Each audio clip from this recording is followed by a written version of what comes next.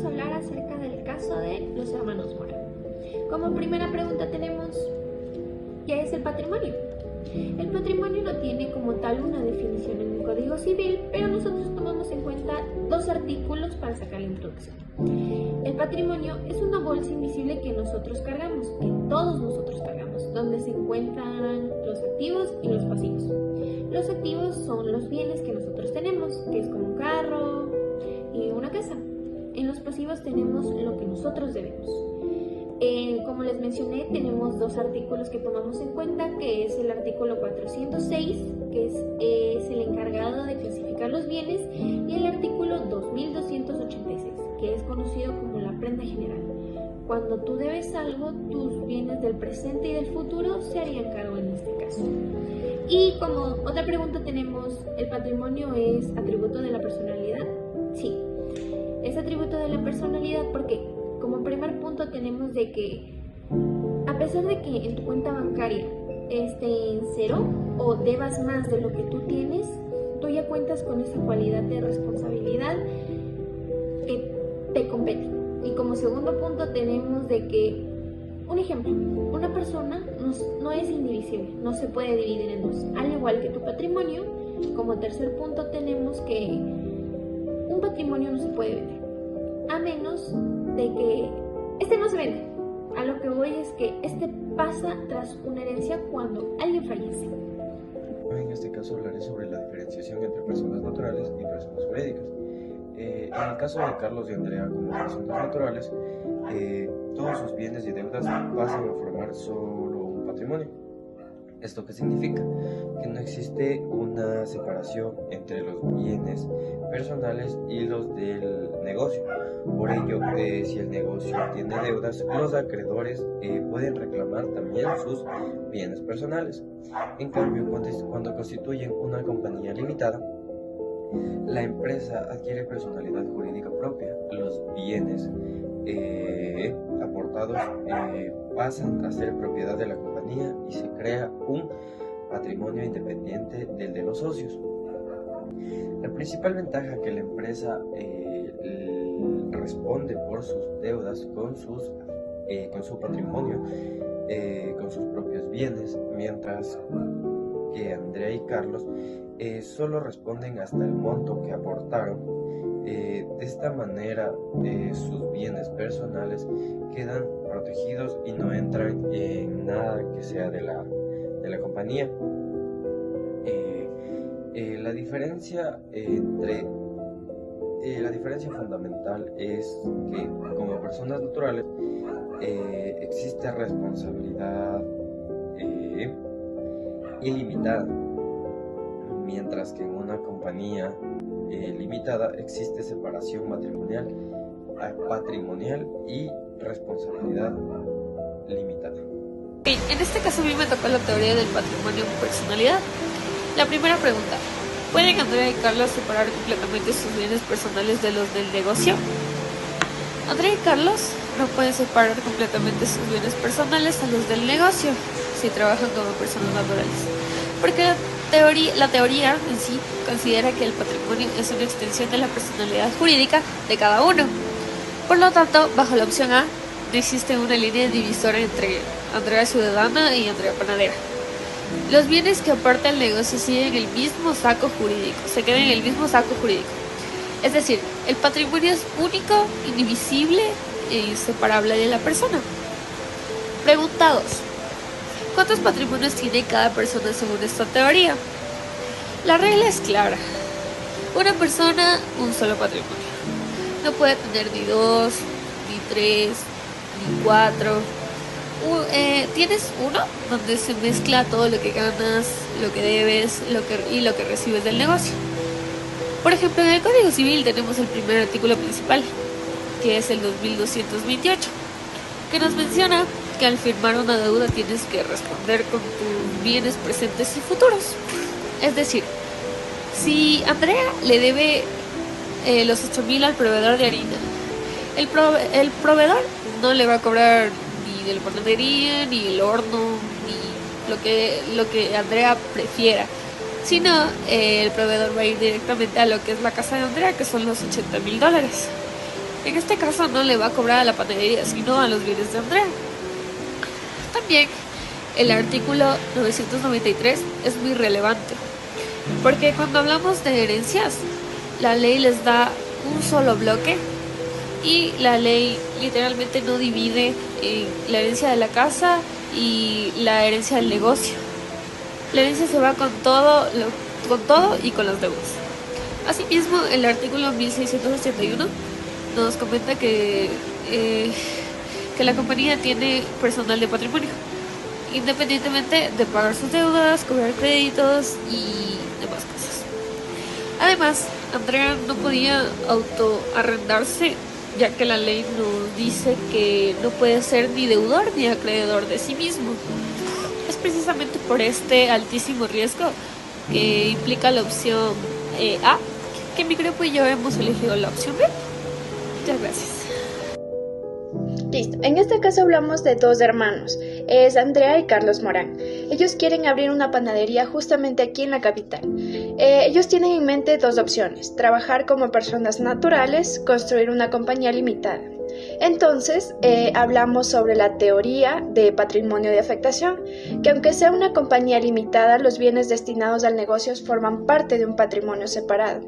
Esto sería el patrimonio personal de cada socio. En el caso de Andrea y Carlos, quedan afectados exclusivamente el funcionamiento de la panadería artesanal, como es el horno, la maquinaria, la camioneta y el dinero aportado. Eso significa que estos bienes pasan a responder a las obligaciones de la empresa, como puede ser el préstamo, el contrato con proveedores, deudas comerciales, mientras que los bienes personales que no fueron aportados a la compañía, o sea, al negocio, quedan fuera de este periodo empresarial.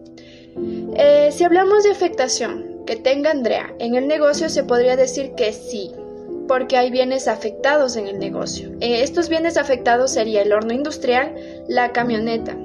Y los bienes que no fueron afectados de Andrea sería su casa familiar, sus cuentas personales y bienes que nunca fueron aportados a la compañía. No todos los bienes de Andrea quedan comprometidos con las deudas del negocio, sino únicamente los que fueron comprometidos a la compañía, como lo dice también el artículo 92 de la Ley de Compañías. Si bien en nuestra solución de problemas podemos decir que puede el acreedor anterior de Carlos embargar la camioneta de Andrea, ¿y por qué? No, en concreto no. En la opción A, como persona natural, cada hermano mantiene su patrimonio natural, o sea, sus propiedades, sus bienes, y en este caso la camioneta le pertenece a Andrea, exclusivamente a Andrea, y el acreedor de Carlos no puede tocarla porque Andrea es completamente un tercero ajeno a esta obligación. En la opción B, como compañía ilimitada, Andrea transfiere la camioneta en la empresa como parte del capital. En este caso, el acreedor tampoco podría embargarla. ¿Por qué? Porque la camioneta pasaría a ser propiedad de la persona jurídica, es decir, de la empresa, la cual tiene un patrimonio independiente de sus socios. Los acreedores personales de un socio pueden perseguir las participaciones que éste tenga en la compañía, pero jamás directos a esta sociedad o a esta compañía. ¿Qué bienes respondería Carlos por sus deudas personales anteriores? Por el principio de responsabilidad del patrimonio universal, esto según el artículo 2367 del Código Civil ecuatoriano, Carlos respondería con todos sus bienes presentes y futuros, es decir, su maquinaria de $12,000 y sus $10,000 en efectivos, el cual actúan como personas naturales o sus participaciones sociales si constituyen a la empresa. Es decir, podemos decir que el artículo 2367 nos dice que toda obligación personal da al acreedor el derecho de perseguir su ejecución a todos los bienes raíces inmuebles del deudor, sean presentes o sean futuros.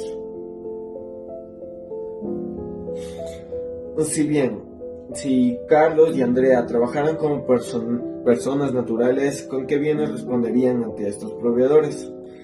En este caso, como persona natural en la opción A, este respondería de forma ilimitada, y solidaria con todo su patrimonio personal, ya lo dicho, ya que no existe una barrera jurídica entre el patrimonio del negocio y el patrimonio personal.